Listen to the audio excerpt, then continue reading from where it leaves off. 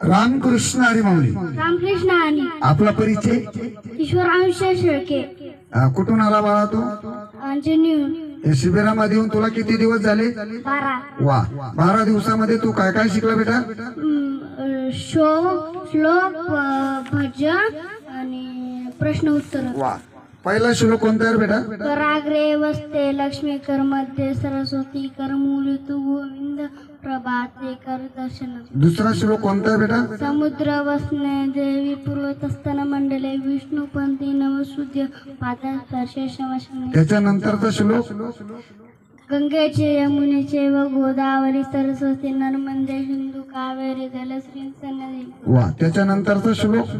ओम पवित्र पवित्र वा सर्वावस्थागतो या स्मरे कुंडलिकाक्ष सपाया भयंकर सूची. वा, त्याच्यानंतरचा श्लोक?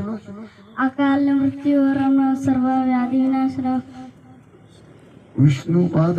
विष्णुपाद दतर तीर्थ दत्रे धारेत. वा, गुड, खूप सुंदर. एवढ्या लहान वयामध्ये एवढ्या दिवसामध्ये ह्या विद्यार्थ्यांना बरेच श्लोक पाठ केलेले आहे. आणि त्याच्यानंतर बाळा तुला कशाचा आवाज काढता येतो रे? कुत्र्याचा आणि मांजरीचा. काढ बरं एकदा.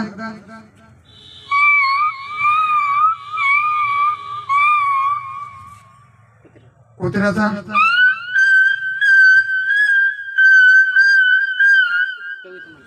काढ बरं कुत्र्याचा आवाज एकदा. आणि कविता म्हण बरं एकदा. कोणची? लहान मुलांना जर आपल्याला एक दोनच शिकवायचं असेल तर कसं शिकवावं लागेल?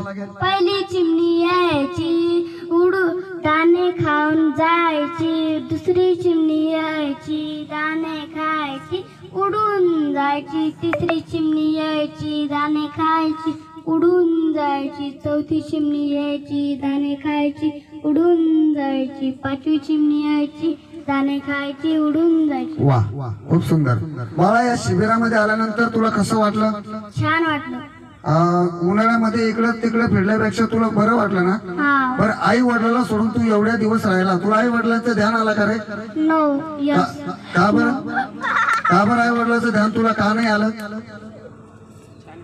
छान आहे. जेवणाची सोय कस काय? छान आहे. काय काय असतं रे जेवायला? पोळी भात वरण लाडू पुन्हा भात. पुन्हा परत काय काय झालं पंक्तीमध्ये? त्या रोज रोज पंक्तीमध्ये काय काय खाल्लं? पोळी भात वरण रस. हा रस. वा, खूप सुंदर. आणि चांगल्या प्रकारे करमलं ना तुला?